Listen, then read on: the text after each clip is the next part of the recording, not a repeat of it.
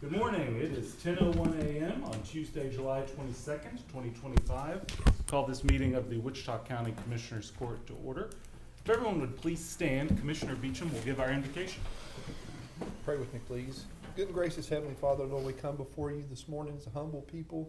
Lord, we work in a building that's full of life's every emotion, Lord, and everything we see on full display from the good of humanity to the bad of humanity. But this morning, we're talking with folks that have a genuine heart for our community, that love our community, and Lord, we just thank you for those that put themselves out there to protect those that can't protect themselves, Lord. Lord, we pray that you would bless our time this morning, that you'd give us wisdom and discernment to do what's right always, to lead us in all of our deliberations, to deliberate in a way that would be honoring and pleasing to you, Lord. Lord, just pray your blessings on each of us as we pray these things in Jesus' name. Amen. Amen. Amen. Please join us for the pledge to the U.S. flag. I pledge allegiance to the flag of the United States of America and to the republic for which it stands, one nation, under God, indivisible, with liberty and justice for all. And now the pledge to the Texas flag. Honor the Texas flag. I pledge allegiance to thee, Texas, one state, under God, one and indivisible. All right, everyone may be seated. Thank you. All right, got something I'm looking forward to a lot this morning. We've got a presentation by Steve Sparks and Dr. Lewis Wilson on homelessness report and initiative, the City at Home initiative. While they're coming up, we'll get the PowerPoint presentation up on the screen.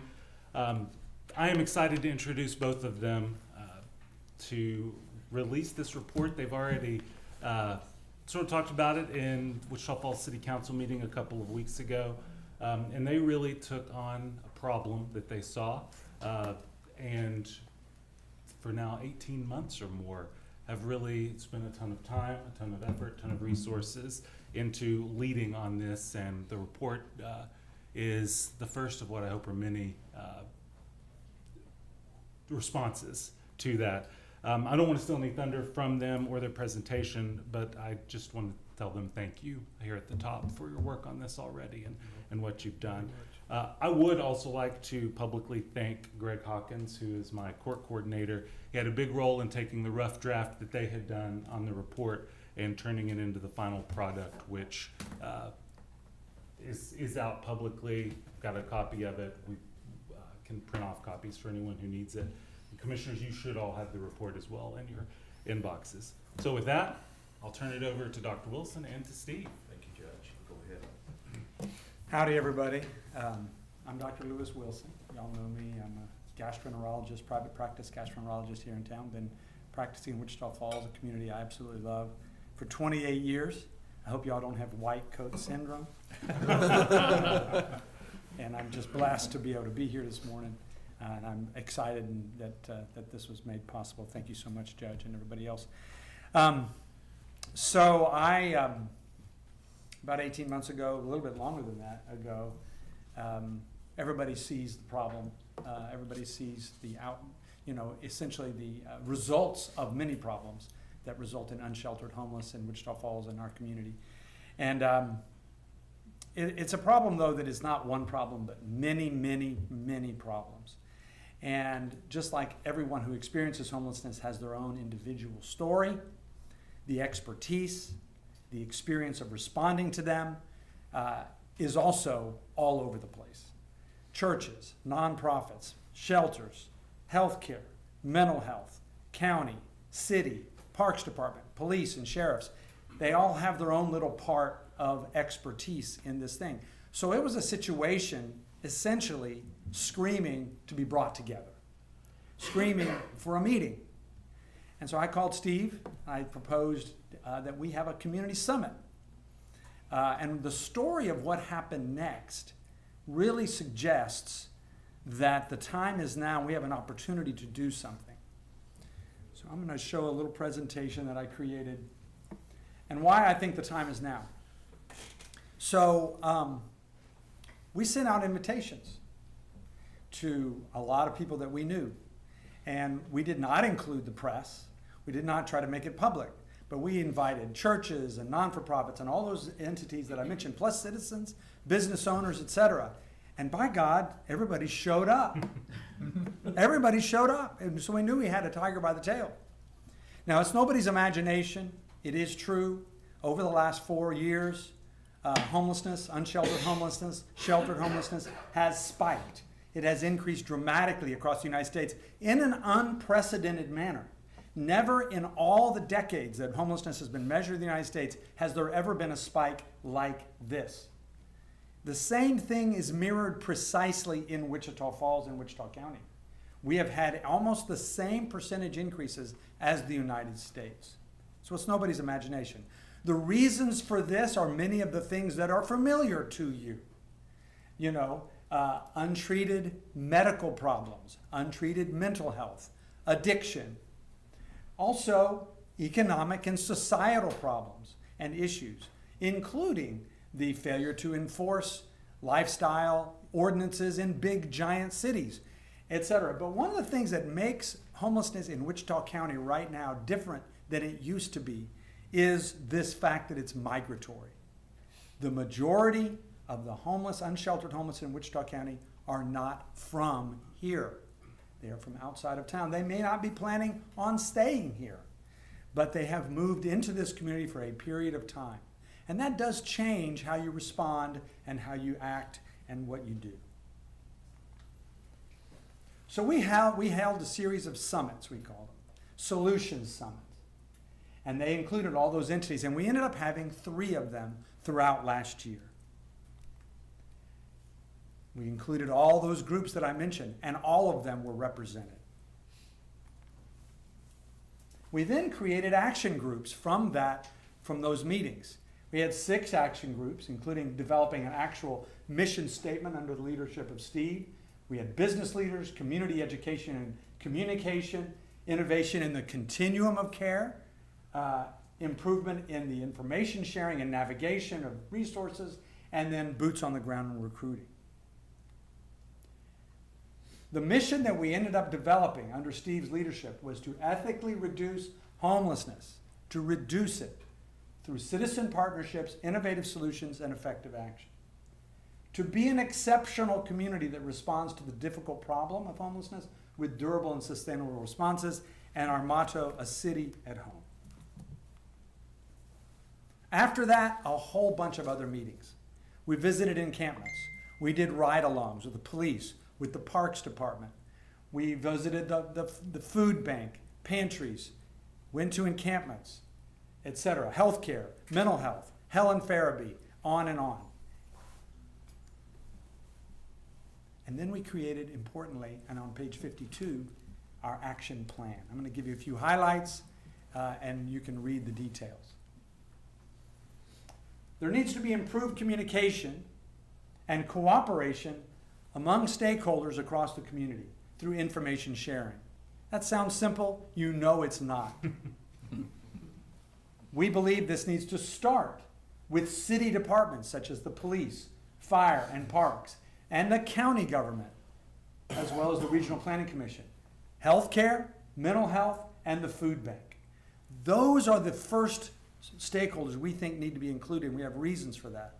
After that, it can be expanded, but the framework needs to be set up. Improving resource navigation and management. Every entity I mentioned has their own way of navigating resources. Those ways are scattered, they're divided. That needs to be brought together, that information needs to be shared, and educating the community about things that are productive and unproductive is a real important. So a campaign essentially to educate our community will be very helpful. Expanding access to mental health care and related crisis services. The first order of business in that regard, we think, is to get case management in the neighborhoods and streets. We have ideas about that. We think increasing support for emergency shelters. Specific holes are present. There are gaps in the emergency shelter in town. And one of those gaps, for instance, besides women and minor children, are those with short-term or intermediate-term medical needs. Right now, people who are unsheltered, being discharged from the hospital, being discharged from the emergency department, really have nowhere to go. These things can be addressed. We plan to address this. We are actively investigating this. In fact, August 13th, Steve and I, Jeff and others that are here, are planning on being in Knoxville to see a unit that is successful in that regard. Innovations in permanent supportive housing is something we think needs to happen. Right now, the number of vouchers for people who are in intermediate or long-term need for permanent supportive housing have long waiting lists. There's not much we can do about the number of vouchers, but I think there's innovations that can happen to increase the circulation of those so that they're available for people when they need them. We plan another summit, September 18th. That's a Thursday, and that's an important date that I wanted to mention. So we think the time is now for the reasons I mentioned. I'm going to turn it over to Steve for a minute and let him finish. Thank you, Dr. Wilson. Thank you, Judge and Commissioners. I appreciate your time. In fact, I think Dr. Wilson, the Citizens Addressing Homelessness, and I believe the opportunity to do something now has never been greater for these reasons. Our community leadership is poised. Judge Johnson has shown a great deal of enthusiasm about this. We've got one of our city councilmen here today, and so we believe that the leadership is poised. There are new technologies that we can harness that we didn't have before. We enjoy strong partnerships in our community and our county that can only be made stronger. Awareness in our city is high, but we need to educate. And frankly, the trends indicate that without some kind of attention to this, that the problems associated with homelessness are going to get worse. So we realize it's complicated, and it's made even more complicated by untreated mental health issues, addiction, affordable housing shortages, availability of resources, but we still believe that the time is now. I would like to caution us at this point that we, after 14 years of serving and advocating for the homeless here in our community, I believe that we have to be careful that we look at this as more than just a quality of life issue. It's also a human issue, and we don't need to overlook the people. For Wichita Falls and Wichita County to be an exceptional county and city, we have to see these as people and not just a problem to be solved. We all want safer neighborhoods, of course. We all want cleaner streets and parks, but an exceptional effort, I believe, must include reaching the reachable. And that's what Dr. Wilson and I are proposing here. Doing everything we can to give men, women, and children a shot at self-sufficiency. I think we can walk and chew gum at the same time. We can have ordinances, and we can also have compassion. We can improve the quality of life in our city and county, and at the same time put forth a strategic and compassionate effort to help our homeless neighbors. We believe our plan gets us moving in that direction. So thank you for your time and your attention. We'll be glad to answer any questions you might have. I wanted to say that the thing we'd really like to ask is for the county and the city to come together in an official capacity, leveraging your official positions to create a task force or commission to help the action plan is all doable. And Citizens Addressing Homelessness will be right there alongside. We don't expect government to fix this alone. And right now you don't have to. But take the opportunity to create that framework so that essentially these solutions will happen not at the speed of government, but at the, at the speed of a community that's exceptional. So thank you. That's the ask today. Yeah. I have questions. Go ahead. So knowing our picture today, and I've read the report and kind of indicated what we reached out to the streets and got a detail of, what does that look like in 2 years from now? And what dissipates, or where have those people gone to, or what have we done with them that has improved from where we're at today? We have seen an improvement in regards to sheltered homeless people. Those numbers have reduced. I don't know, I can't explain exactly why, but we've seen an increase in unsheltered homeless over the last 2 years. There are a number of reasons why people won't come into the shelters. You can use your imagination and come up with 100, I'll bet. But we do know that the shelters are productive and successful at helping people turn their lives around. We have case managers and programs that are helping people when they come in. We have 75 men and women in our New Beginnings program right now who are having their lives turned around. We have case managers for those who aren't in that program, who just stay overnight. And we develop individual service plans for those people to help them find housing and jobs and transportation and medical needs and mental health care needs. We do it all. We really are a one-stop shop with all the partnerships that we have here in town. So I believe that the shelters can continue to do good work.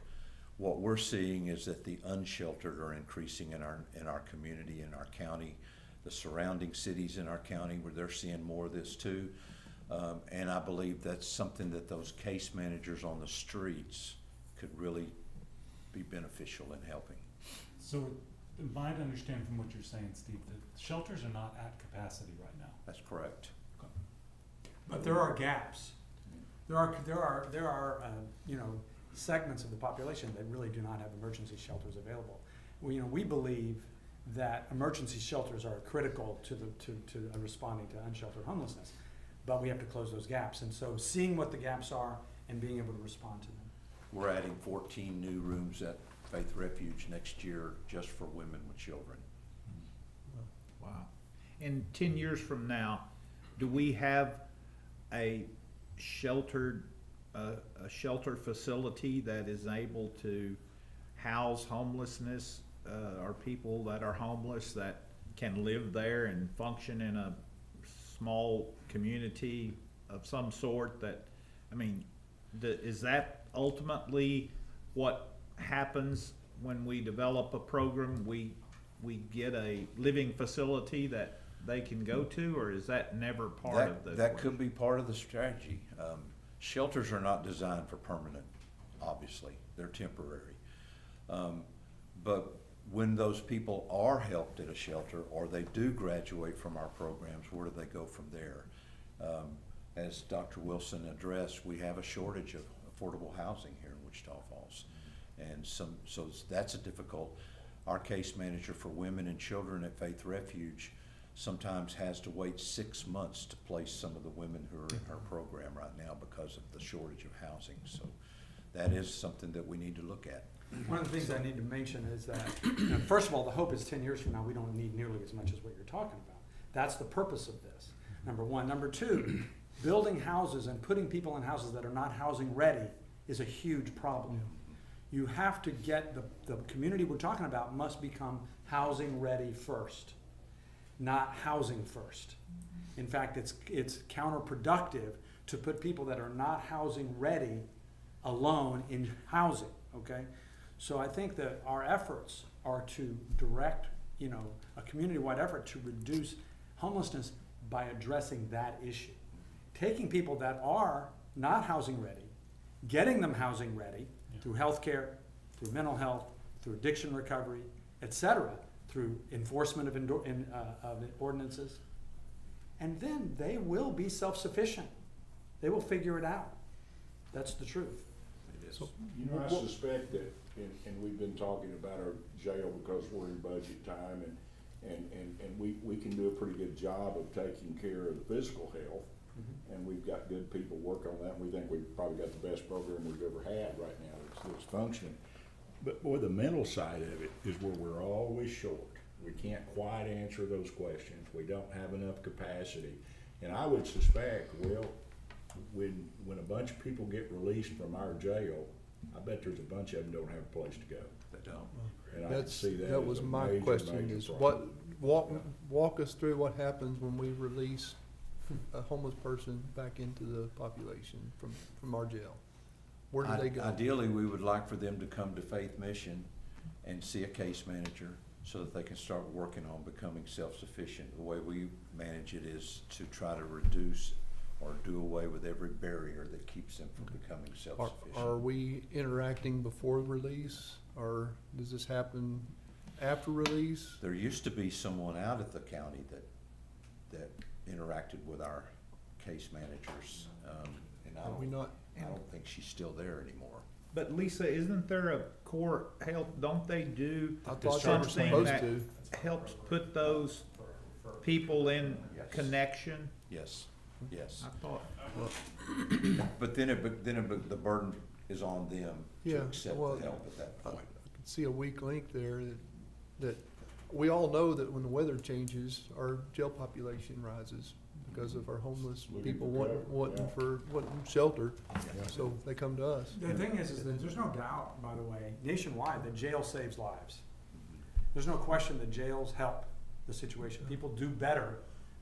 People that are in, a lot of people actually do better when they end up in jail. And so that, it plays a role, but there's these various cycles that we see, Yeah. where people are in jail, they're in the No. park, they're in a mental health facility, maybe they're in crisis intervention services for a period of 15 days or so. And so there's these various gaps, and that's that 150, 304 different Yeah. stories that you get. Well, But that's why the action plan is not one thing, but a series of things. right. Well, And- contrary to public opinion, though, jail's not the cheapest hotel in town, so it's not. It's But they're expensive. not taking people that can be in a hotel. No, I get that, but what do we do when we release? Where, can we fill a gap there better than what we're doing right now? Good question. Chief, I think would look like you wanted to say something on that. This is first I've heard of this program, so I have my card, I'm gonna give it to y'all when you leave. Please invite us to the September meeting. We talk about what we do for the inmates when they're in jail. If they come to jail for criminal trespass, for instance, so they're there for 15 days usually, then they get PR'd out. So during that time frame, we can work towards something. Awesome. So they see medical, maybe they see mental health, if time allows it, so. But let us come to this next meeting before we can talk how the jail works. Perfect. Okay? Thank you. And I would like to say one thing. I mean, I was a police officer for many years. The homeless people you have in Wichita Falls are not, I mean, we can build houses and you can build facilities and you can do all that, but they're also adults that are making their own decision where they want to live. And the people that I've dealt with for the last 35 years in Wichita County, those people are adults and they've made their decision. They don't want to follow the rules that your establishment has. They don't want to follow the rules to live in a housing facility of any kind, because a lot of those people have access to money and have access to family that will give them a place to live. So the mental and the medical side of that, the mental side of that, and the drug addiction is bigger by far ever than building housing for them.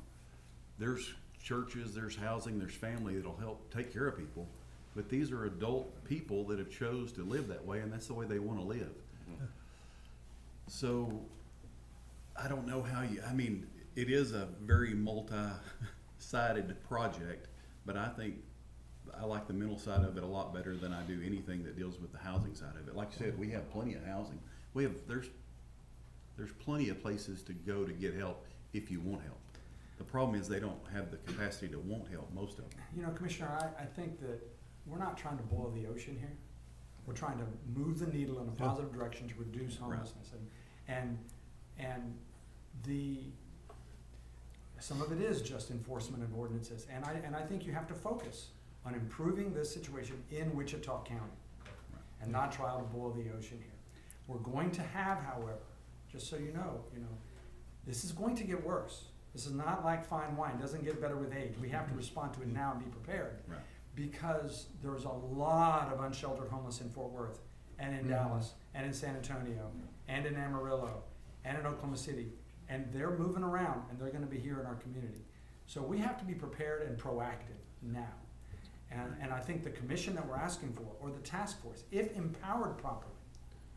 And the other part we would ask is that that you empower your task force to do some things without having to go through a bunch of formal processes. For instance, developing a community education program with the city, I think is something that task force should be tasked to, a campaign, develop that campaign. And not have to come back to city council and county commission for every, advertisement or everything, So empower them, for instance, to develop the framework for community, for sharing of information on a client level basis. So those are some things we just would like to see. So, you'd said something about, earlier about big cities, there's a big city problem moving here. Are we just, since the big cities are tackling this right now, like Austin, we all go to Austin frequently. Used to Austin, there were homeless everywhere, not so much now. Are we just moving those homeless to smaller communities now and it becomes our problem? I mean, sometimes they're leaving because of all the reasons. You have individual stories. Some of them are Yeah. running from somebody. Some of them are looking for a different opportunity. Some of them have been, I don't know, they were connected, they move around for their own reasons. And you can ask Chief Borrego his opinion on this. He'll say that the problem in Austin probably not getting better, they've just chased them into the woods. because of the I think there's a lot to Uh, that too, because Yeah.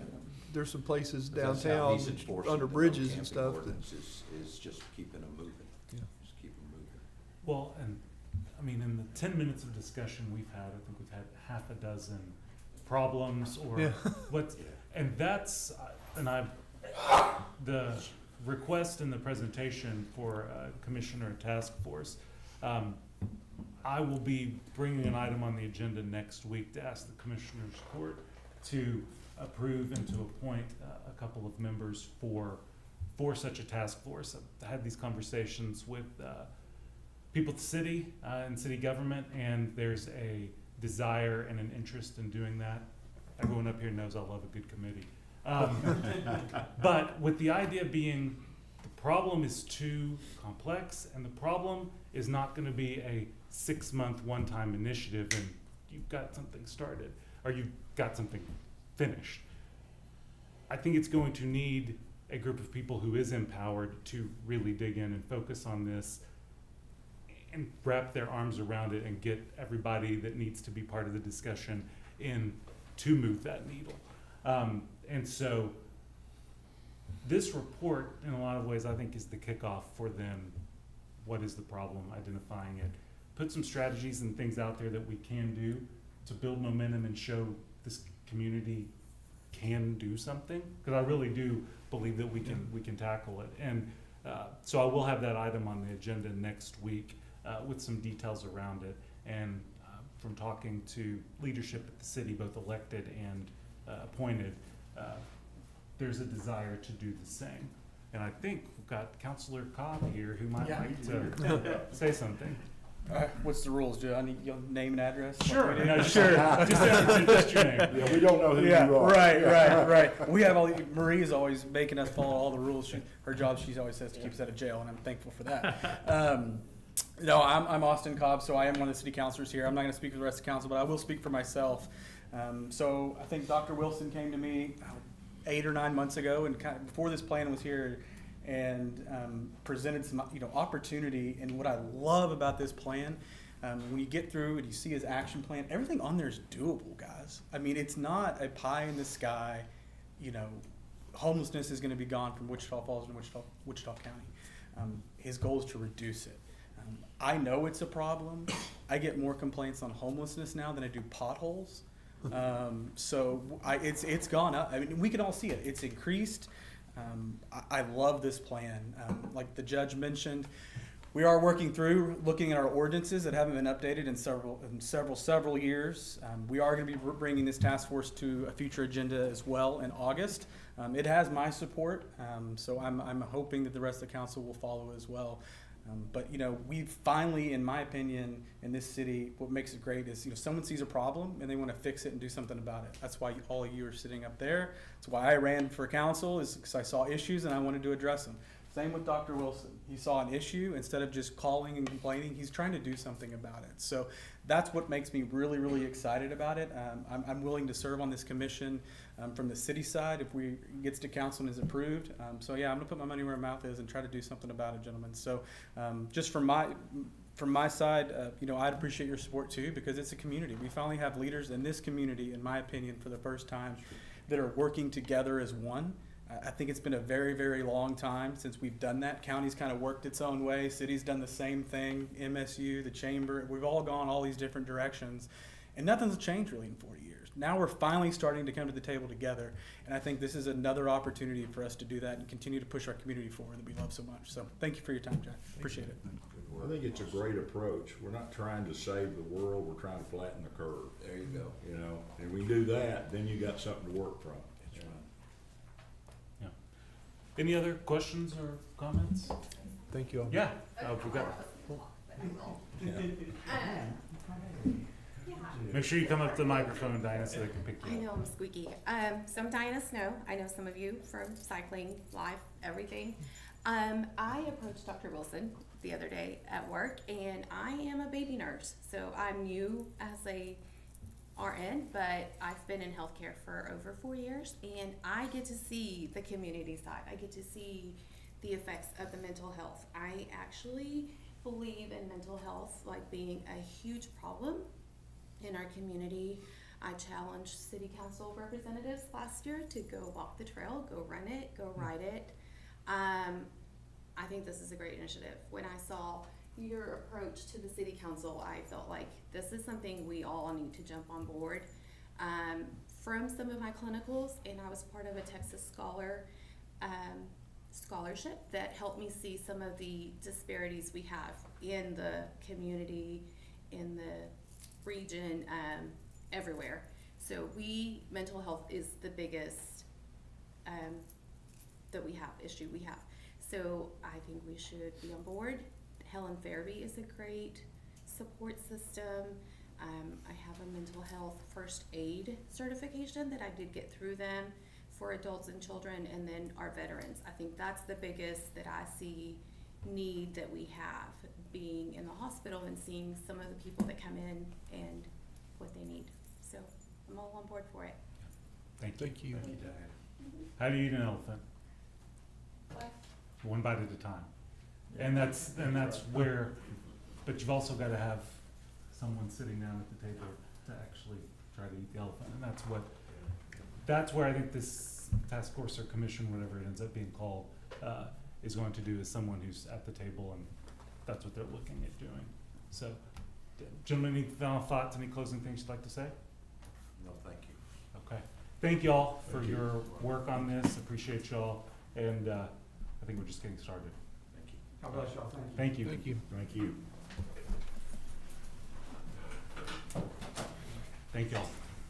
All right, it is 10:34, and at this time we will open up for public comment. Remind everyone that public comments need to be limited to 5 minutes or less, and no action can be taken with anything brought up during public comment. Do we have any public comment this morning? No. Well, Okay. I'll say something. All right. I will, just so the county knows, all the precincts are currently all working together, chip sealing. We're currently in precinct 3, chip sealing. I was out there this morning. We have some nice equipment right now. I can say for probably the best equipment right now that I've seen us operate in the county on our chip sealing. We had nine trucks lined up. Until we dumped one in the creek. That's different. There was none in the ditch this morning, but they were all lined up there. It was a nice fleet of trucks. We had a distributor there that they were currently filling up with oil. The guys that were there filling it up were praising the quality of the distributor right now and how well it's been working, how well the rock box has been working. Very seldom do you hear us in court talking about how things are working good. So I just wanted to bring that up. Today, our road equipment seems to be working pretty good. And they are moving on. So, knock on wood, yeah. And when things are working right, we do cover a lot of ground fast. I was with them most of the day yesterday, and I tell you, it was just amazing to me the difference it makes when all that stuff is working and calibrated correctly. I wish I could do every road I've got. I mean, they look that good, they drive that good, and they're gonna hold up better. It's a major step forward. The problem is with oil prices what they are, with Yeah. rock prices what they are, with what equipment prices like they are, You only we are, get 50 feet. yeah, But what a good video, what a great video. we're probably spending $40,000 to $50,000 a mile to chip seal. When you look at our budgets, what our budgets are for Wichita County, you're looking at a $200 to $300,000 budget per precinct to do roads. So think about how many roads you can get done. It's sad to say, Not but a that's where we're at. But I just wanted to praise the guys, the equipment, Doing a good job. and truthfully the court here for we've made some good decisions as a whole to get better equipment to make things work a little bit better. So just wanted to say that. I've got some video I'll play for y'all there. Well, I wish I had it where I could get it up on the screen, but it's, you'll be proud. I'll tell you, it's the best job we've done in a long time. And by the way, to add to that, Nikki, we will mow again. We're Yeah. trying to get this bill finished, Yeah. and so we are behind. Generally, our regular schedule keeps us up, but this year's different.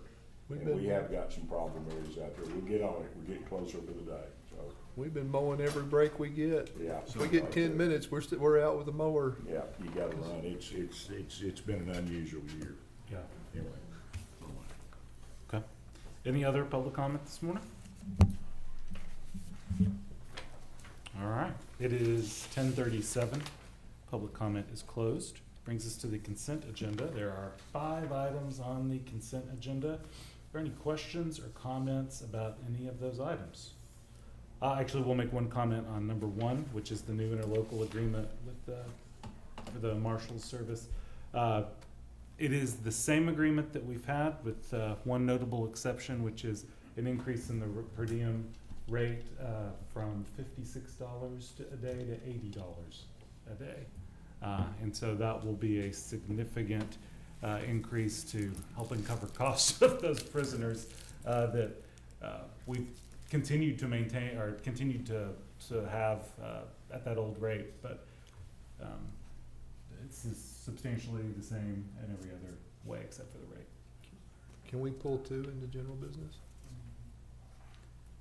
We can. It's a very large report. But yeah, we can, if you'd like. Yeah. I'd like to pull 2 Okay. into general business. All right, we will do so. Motion to approve the remainder. Second. All right, motion by Commissioner Mahler, seconded by Commissioner Fincannon to approve the consent agenda, the 4 items that are on the consent agenda. Have any questions or comments on the motion or the items? All right, that motion is before us. All those in favor, please signify by saying aye. Aye. All opposed, same sign. Motion carries 5-0. First item in general business is the consent agenda item brought down. Motion to receive the June 2025 auditor's report. Matt, any big things to say from that? Or Commissioner Beecham, did you have any No, I specific just- questions? Just the 50,000-foot overview. Okay. Where are we on things? Just, So, what y'all received in the past, which I'd previously mentioned to the court, is that the LPPF was included in the general fund, and so that would be a big variance between what has been previously submitted to what is now. Really, everything else is on course. Last year, the numbers are unaudited, but we were in the black for each of the funds, or the majority of the funds at least. And we're on course right now we haven't had any major expenditures this year besides permanent improvement items, and we're on course to be within budget and to maintain our fund balance in each of the funds. okay. I do know that in the next week or so, the auditor's office will be finalizing projected numbers halfway through the year to help with actually providing those projected numbers for 25 for the final version of the budget. Yep. And I mean, yeah, right now we look like we're in good shape this year. And y'all know, because we've talked about it every time we've done a budget, the county is in good fiscal condition, both from a fund balance standpoint and collections, and we're in a good condition. It's our job to make sure we stay there. And the external auditors will be here Monday through Wednesday of next week to work on finalizing those 2024 numbers. And we look good though for 2024. We closed the And year 2024 really, You're good. really good and Yes, sir. great. Yep. I think that was pretty much, I just Yes, sir. wanted the public to hear that we're in good fiscal condition, particularly in light of some of the recent disasters in central Texas. Wanted folks to know that we're fiscally responsible. We do have some funds set aside for rainy day. Yep. We're not living, Well, I will say the general fund has about 6 months in reserve. Yeah. And that's where you want it. I mean, that's an optimal place to be. Yeah. For the time being.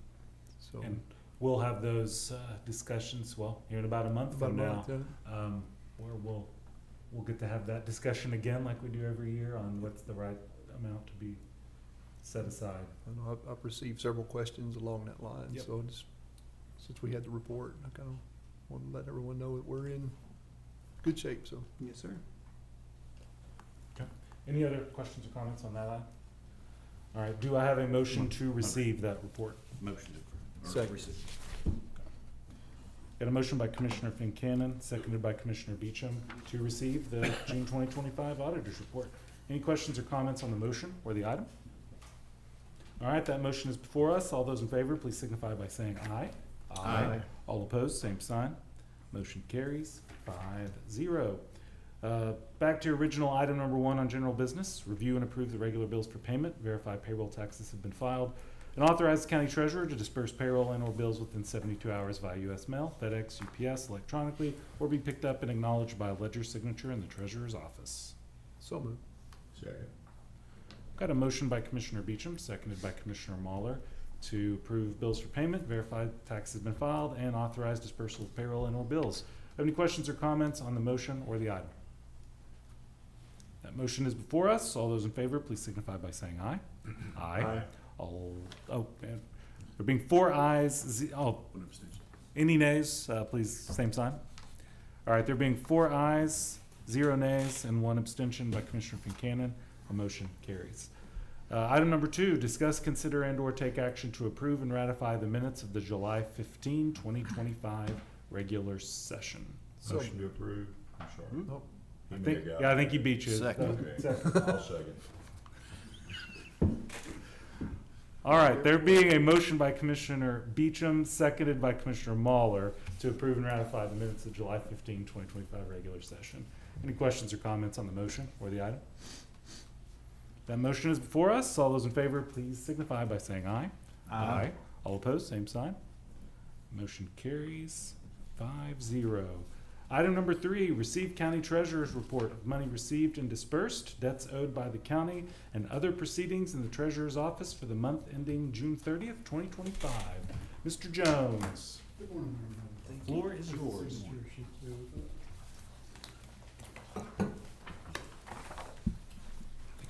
We love to talk about money, especially when there is. sir. Hey, Jay. Thank you. Just real quick, I would like to recognize our county relations officer with the tag. Jay Maiden's here. So, and he's came in, he's seen court, now he's off to visit his other counties. No, other agencies. Oh, okay, all right. Thank you for coming, sir. Thank y'all. All right. All right, sorry, Stephen, go ahead. No, it's fine. It's tough to follow the presentation from earlier. Yeah. It is all good news here though, because there's really no news at all. We're right on track. All of our American National accounts are looking really good. In fact, something that happened since June 30th is Mike over in the auditor's office got to talking with the guy who runs the LPPF stuff, and they figured out that it's okay to move that into tax pool. So we've been able to move it away from our depository, and the only real advantage to that is it's a better thing for our depository and improves that relations, because they're having to put up collateral to cover all of that.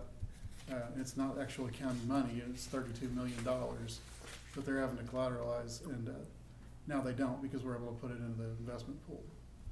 And it's drawing the same interest as everything else in the investment pool, and so it's gonna provide more to take care of the people that the LPPF money takes care of. Because if I remember correctly, we don't get to keep the interest on LPPF, so we would It's, just. yeah, none of it's our money. We We're get a returning it. fee once a year for administering it. Okay. And how do they call on that interest? I'm sorry. How do they call on They that won't interest? until the program is closed. So. Wow. Yeah, they, It just accrues. if it just accrues, yeah. So- And so they can only pull from the original balance. But through text pool, we're covered as such, we're insured. It's backed, yes, Mhm. sir. Okay. Yeah, it's So all that safe. interest would be remitted to the comptroller's office or back to the hospitals? It'd be to the comptroller's office. And then So they it's a would, windfall to the state for doing absolutely well, nothing. they would, so it goes back to the comptroller, and then in theory, they would either disperse it back to the hospitals, or since it's a So federal in program, theory, it goes they'd back into the reverse, state coffers, so. it'd go Well, back yeah, to either feds. way, more money in the state coffers means potentially less burden on the taxpayer. And anything we can shift to interest from the Not reserve local works for me. So we're really good at talking about cutting taxes, but when it comes down Oh, to well, yeah. having some extra money locally, we suck it up any way we can. I think that's largely tied to federal law Mhm. restrictions on the LPPF program because It is. I get it. But the good thing about it for us, as far as my standpoint and the auditor's office, is that we're taking a burden off of our depository that makes that relationship Sure. a little Yeah. better. I think Yeah, that's which good, is Steve. good. So anything we can do to improve that relationship makes things easier for everybody, so. And it's a significant amount of money to have to collateralize. Without that money in there, our total amount in American National goes from 40 million down to like 4. So it's a lot easier on them to bear, and Easier to manage. that makes Sure. things easier on us. And again, Mike was the one who brought it up with me. I don't know if that's where it started. I think so. It started between him and the consultant, yes, sir. Yeah, so, I mean, as soon as they told me about it, I jumped on it immediately to move that money, cause that's a big deal for all of us, so. Happy about that. And our collateralization percentage at American National, I think we're 100% or over 100% I think we're 100, are we 110. 110, yeah, Okay. which is good. I think they only require 102. but- Yeah, that's the best practice, is 102, and we're at 110. Mhm. So if everything falls in another computer crash, we can have it insured, but, moving forward, our total cash balance in the accounts is actually 500,000 above where it was this time last year. Hmm. I'm not really sure how that goes when ARPA's been spending down a little bit at a time, but, we're basically right on that curve that we've been the last 2 years after COVID that tells me that we're right on track for where we have been and that we're gonna be solvent through the end of the year, which is exciting for me, but it's, as it drops every month, We're almost exactly where we were last year. yeah, Mhm. It's following almost the exact same line. yeah, I had to make the graphs in color so that you could even see the difference. So, And a lot of that goes with the remittance of the fees. This year, they've been pretty much every month Consistent. for the county clerk and district clerk. that's true. And last year, it was one big lump sum in October, so. Yeah. So, like I said, no bad news, it's all basically the same news. For total interest earned, we're at 1.4 million through the end of June, so halfway through the year. I'd like to say that means we're gonna get close to 3 for the year, but as our balances go down over the next few months, then our interest income's gonna go down. It's just, Stephen, are How we it just works. seeing a realization yet of interest rates coming down? Or are they still staying at they're pretty? still staying fairly static. Okay. The Fed hasn't moved, and so other things haven't moved either, so. I'd still like to stand here and say, I'm expecting them to change soon, but we've been expecting that for a long Yeah. time, and Yeah. it hasn't happened. I think everybody's just pretty uncertain about things, so. Yeah. I want some of that 10% you're showing on there. I've been looking for that, I haven't found it. Well, I tried to talk the judge into, giving me a commission on the interest instead of a salary raise. And I was like, well, as a math teacher. It's advised that might run afoul of some. Yeah, I can't see any problem there, Judge, yeah. Yeah. it would have just been a substantial amount, Yeah. since we made about 3.4 million in interest last year. You know, Steve has been doing these reports, so one of the things that I've just continues to impress me, he said, if you can get to $30 or $40 million, you can get along pretty good. Right. It's just getting that point. Yeah, that's the blank number next to number 2 on the action plan. You can kinda enjoy yourself if you ever Yeah. get to that. Step And we one, just make the keep plan. digging, If you that's got all $30 we do. million, you can enjoy yourself, but not at a Coldplay concert. Yeah. There you go. It's out there, you just gotta Hi-yo. get it. Yeah. Yeah. But I mean, I think the question, Commissioner Beecham, you had, or maybe it was Commissioner Watts. So halfway through the year, the general fund balance, if I'm reading these numbers right, was a little shy of 26.5, which is a good place to be from the standpoint of any calamities happening and headed into the Yeah. lowest time of the year before taxes for the next year start coming in. Yeah. So. As a thinking person, I know that it's on track and we're gonna be fine, but as my accountant's heart makes me, bounces out of my throat every time I look at the balance fall. But, we've had enough history at this point to know that that's just what happens, so. You know, it still surprises me how quick and prompt the large majority of our income is when you get into tax season. And you know, you find that's not necessarily true everywhere, but they've done a good job of keeping that current and moving along, and it just, you shouldn't take that for granted. Cause that's pretty important. With penalties and interest, Tommy has been over 100% over the last Yeah, 4 or 5 years. it happens pretty quick. We need to they brag get on our credit. citizenry also. I mean, it takes good people in the community Yeah, to band. Well, take absolutely. care of their business. And these have not been the easiest times over the No. last several years with inflation, whittling at everybody, and I've just, that, to me, that's always an indicator, the promptness of that as to where we are, so. So aren't we due a investment? We are, We yeah. is- I'll send something out later today so that we Okay. can do that. Thank you. The other main thing was, this week we were able to, I guess it was Friday, we were able to cash out the, what day was that? Texoma Community Yeah, Credit Union. Texoma That Community was Credit last Union. Thursday. We had a CD for $250,000 that sat there, and we didn't have any documentation on it, so I wasn't able to cash it 2 years ago before it renewed for another 2 years, so. Just a statement on how things are better with our investing now. That one we spent, it's a $250,000 CD, we cashed it out for $273,000. And when he So, says 4 cash it years. out, he means they gave us a check. They Not gave a suitcase of money. Yeah, they did walk a check, which made Terminology it here. to the general fund right away, We didn't But- walk down to the bank and get it in singles. right? I want that in 20s. The canvas bag with a dollar sign on the side. Yeah, but yeah, we made $23,000 over 4 years, which is not good. Yeah. No. So we're lucky to have that back in, even into, You gotta remember, we went through some Money. times there when we were just about in a negative, Mhm. interest rate. In fact, I think you were in some instances. Yeah. And then we That's bought right. some long-term investments at really low interest. Mhm. that and we're still working on getting rid Getting of those. them, 2027. Yep, I'm gone. May, I believe is. Yep. Get $4 million back. Cashed out. Nope, in a check. In a check. Yeah, small and marked bills. All right. Any other questions or comments for? On his last page of his document, I would like to note that, for the debt, we do show that we have more in the debt account, and that was just due to the penalties and interest. Stephen had previously mentioned it. Some of that will be factored into the 2026 budget calculation. Yep.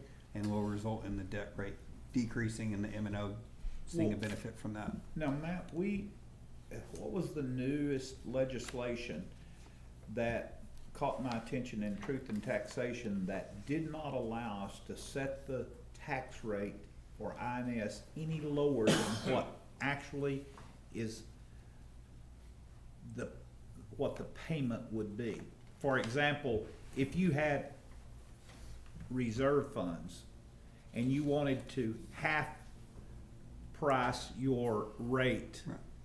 and use combined monies, that the law no longer allows that. We have to set the rate so that it completely funds an annual payment irregardless of what the reserve is here.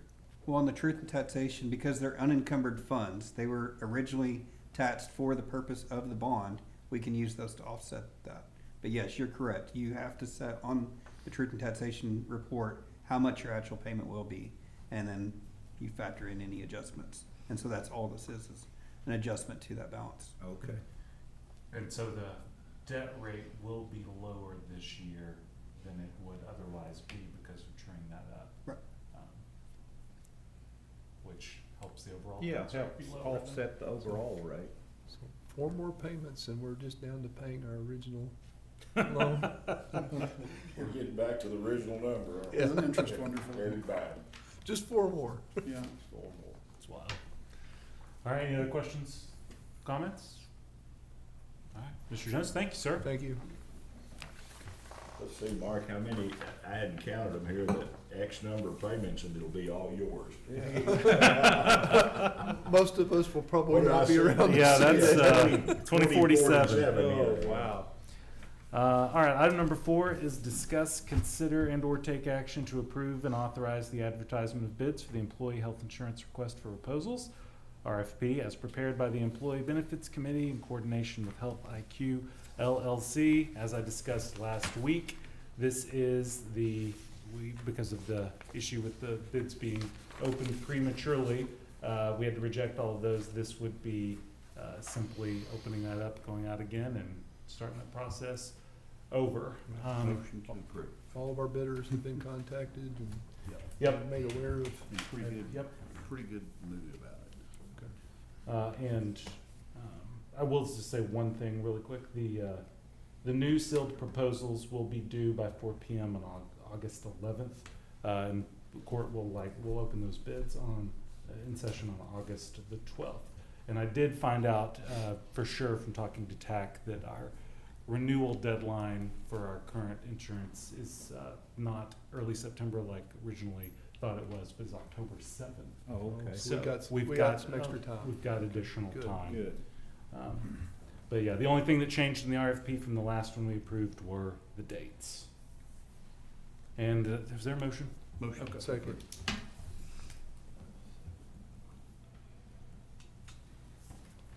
All right, that motion by Commissioner Fincannon, seconded by Commissioner Beecham, to approve and authorize the advertisement of bids for the Employee Health Insurance Request for Proposals.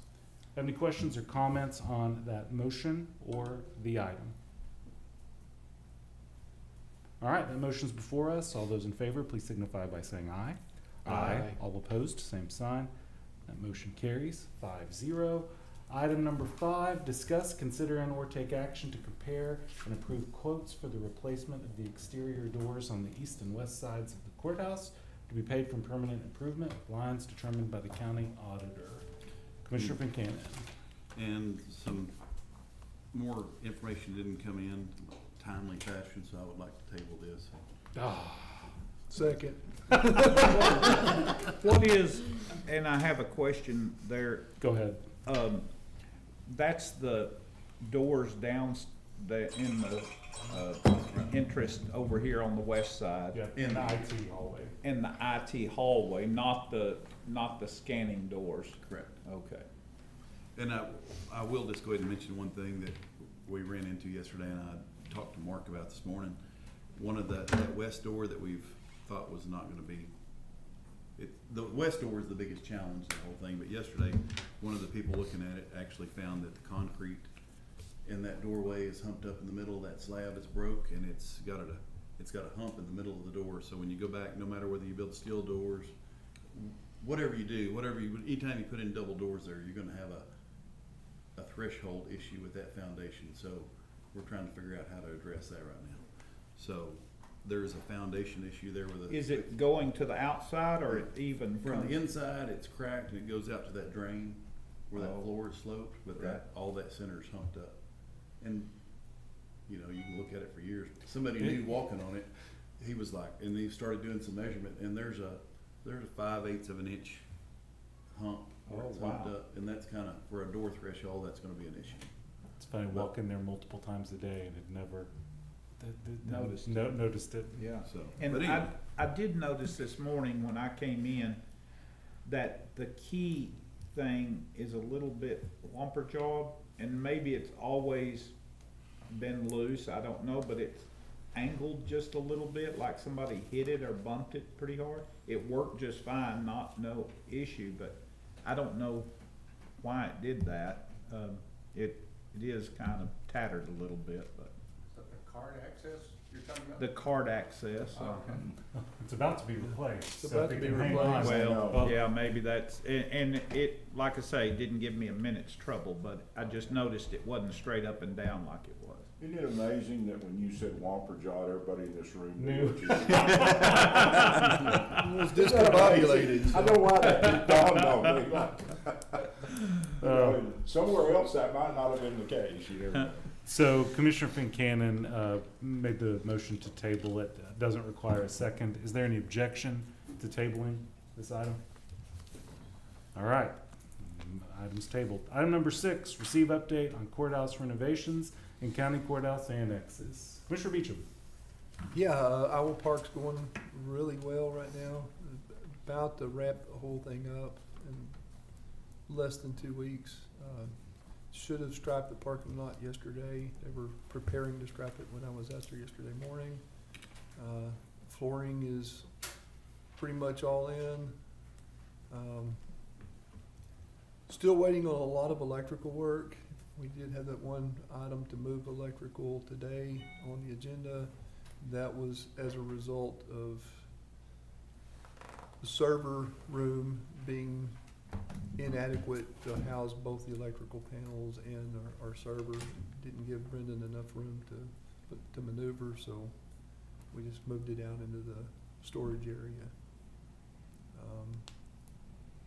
Yeah, after Brendan got over there and started looking it over, discovered it was not gonna meet our purposes like it should. Should be starting tile work either today or tomorrow. And then we're looking at completion, total completion in about 2 weeks, and then getting inspections and all that, Yeah. so. I'm glad we got the extra month for our folks out there to get them through the end of August, but Yeah. that should be it. So, looks like furniture will be delivered and set up, and we'll have the week between Hotter than Hell and Labor Day to move everybody over. Okay. So, we'll be gone in Austin. On the parking lot, Mark, is the flat surface tied into the stem wall? Did they rebar that into, are those two completely separate pours? They're all, well, they're tied to each other, Okay. but I did have a call into Jerry Fleming. That was Jerry that called me a minute ago back. So, to do a MOU on fixing the asphalt on Wall Street to give us some angled in parking off a wall, and also do some rock on the alleyway. All right. Any other questions, comments on courthouse renovations? Oh. Courthouse annexes? Brendan's got some overheads. Oh, there's a hole in the ceiling. Make that a little bigger. It's a design feature, it's a skylight. That's what it is. Yeah. You know those leak. Got a lot of windows, plays nice. Terry, getting that parking lot done really cleaned up the front of that building, made it look better. That's gonna be a very functional deal. Is that picture taken with Commissioner Mahler up on a very tall? It was. Selfie stick. Oh. Yeah. There. There's the parking when Yeah. we were working on Yeah. it. Yeah. We are ready for that Here's the approach. second picture. This one Text is- him right now. I can tell you the dates. The first picture was February, this one's June. This is when they got the building done, right before the parking lot was poured, or a little before. and then here's the current state. Mark, what's the plan on that alley? I know we talked about it. What are you thinking? I think we just rock it all the way. Rock it, and I think we can do that. Go in there and maybe shape it up a little bit. Yeah.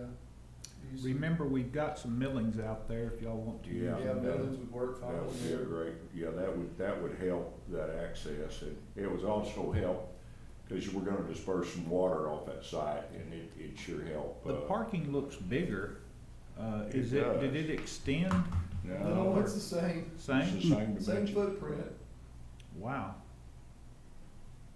Maybe the angle of the picture is, Could be. It is a little Four bit parking different angle, spaces so. barricaded off because of the sinkhole.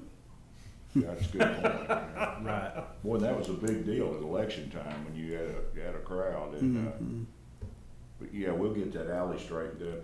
That'll help that a whole bunch. So, it's coming along. all right.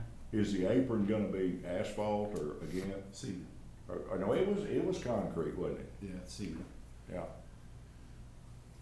Yeah, just made it, doing that whole parking lot. just yeah, made okay, it be the so much same better. deal. Yeah, all the ADA accessibility's correct now. We're not trying to force it. Yeah, the drainage, it's gonna drain, you can see them in the wall there, there's two drainage slots, and that's gonna not force all that water out in one place. It's gonna really help us down on that north end. We always had some problems with water trying to go out that other way, and that'll sure help that situation a lot. Is that a sidewalk on the, It east is, side yeah. of the stem Yeah, wall? it is. Okay. Yeah, what I was talking about, or reached out to Jerry Fleming over where that truck is parked with the light tower, asphalting all of that up to the sidewalk. Do some slant in parking Putting there. some angle in parking. Is it got an angle to it, Mark? Or is it relatively flat? It's flat. It's flat enough. Okay. See, they do that at the bank building, and Right. we just match what the bank Oh, does. gotcha. You know, that would really be handy, once again, voting time, when you've Oh. got big crowds, and Overrun. that'd be very easy access. of parking spots too. Yeah, we'll have to put a little V in it, cause it is kind of a drainage area, so, Yeah. but it's relatively flat. Nothing. It's flat enough to park on, it's not a problem. And it cleaned that up, because now it's a little patch of grass, it doesn't get mowed just right, and it just looked better if it was all cleaned up in one surface. So expect an MOU from upcoming court. Okay. All right. Any other questions, comments on that item? All right. It is 11:08 and court is adjourned.